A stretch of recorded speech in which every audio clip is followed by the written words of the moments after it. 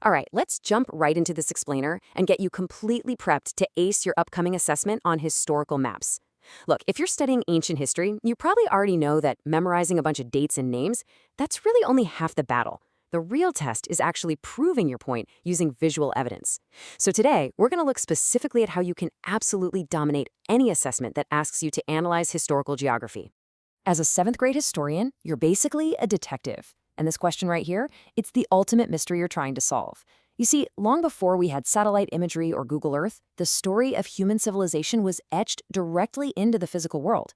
Figuring out what happened, why it happened, and where it mattered means we have to really look at the physical space those ancient societies lived in.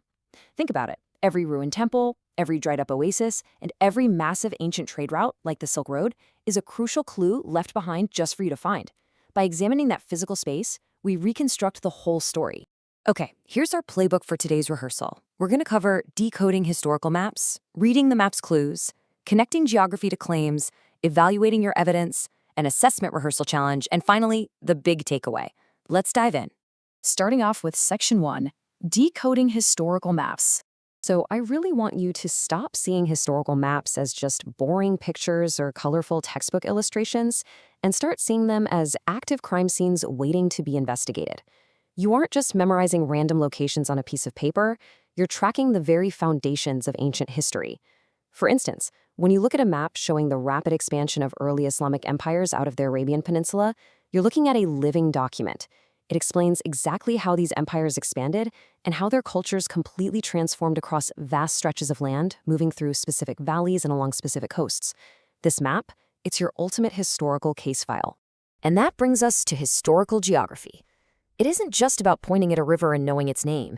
It's about understanding the deep, complex interaction between the earth and the people who walked it. Think about it. A single river could literally be the difference between a thriving, wealthy trade hub and an abandoned ghost town. A massive mountain range could be the only thing saving an empire from a devastating invasion. The physical environment completely dictates where cities are built, where armies march, and how fast new belief systems can travel across continents.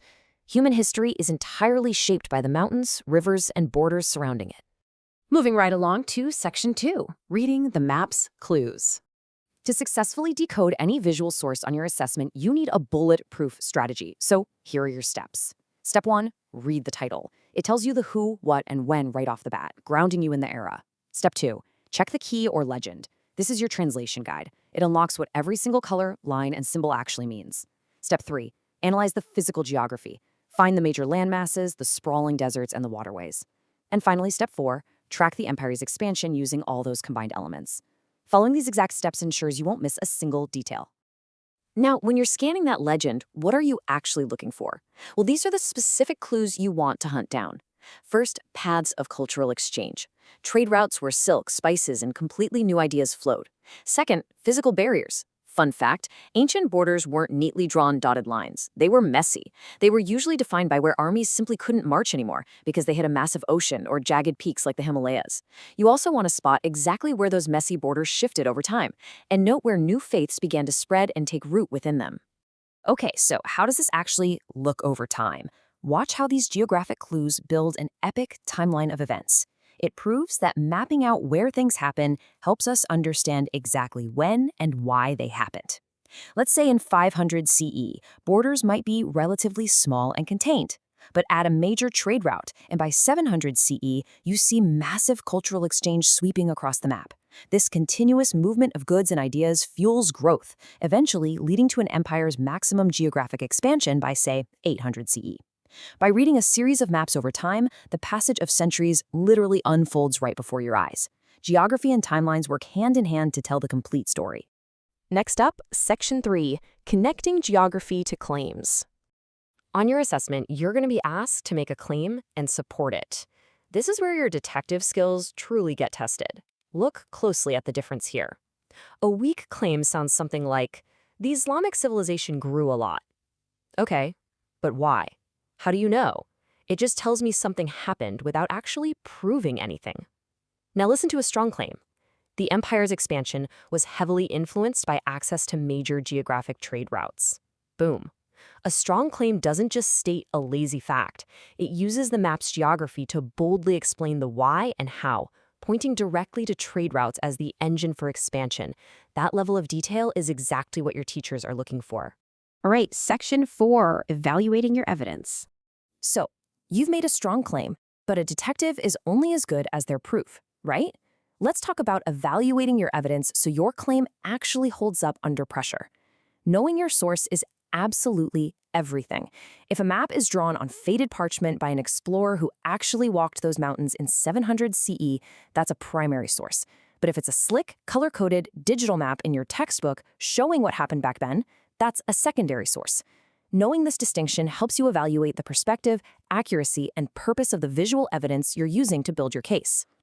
Before you turn in that assessment, you've got to run your evidence through this exact protocol, just like a detective prepping before presenting a case to a judge. Ask yourself, does your evidence actually connect to your claim, or is it kind of off topic? Is it enough to comprehensively prove your point, or did you just pick one random detail and cross your fingers? Are you absolutely sure you're reading the legend correctly? And finally, are you marrying what you see visually with the deep historical facts you've learned in class? If you can answer yes to these questions, your argument is virtually unbreakable. Which brings us to Section 5, the Assessment Rehearsal Challenge. Okay, game time. Let's put everything we've just talked about into practice. I want you to set the scene in your mind. Look at this question like the expert historian you are. You're looking at a map.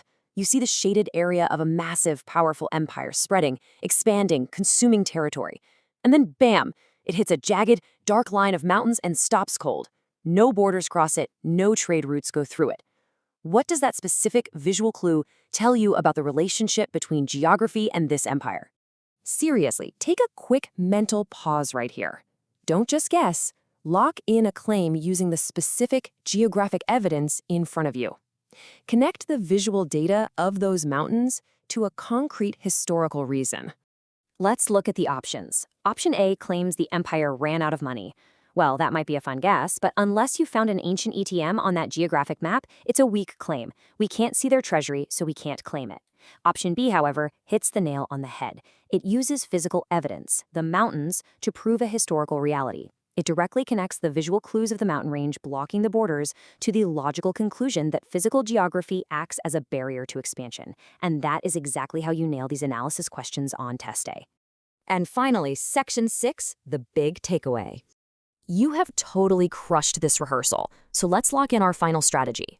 This is the climax of our lesson and the mindset you must walk into the room with. If you remember literally nothing else from today's case file, remember this. A claim without visual map evidence is just a guess. To prove your point, whether you're analyzing the spread of a new faith or the borders of an ancient civilization, you must anchor your arguments in the physical details provided to you. Use the legend, spot the barriers, and always connect the geography to the history. You now have the ultimate detective tools to decode the past. So the next time you look at a map, ask yourself, are you just seeing colorful lines on a page, or are you looking at the dramatic rise and fall of an entire empire? Trust your evidence, follow the geographic clues, and you are going to do incredibly well. Good luck on your assessment, keep asking those big historical questions, and I'll see you in the next explainer.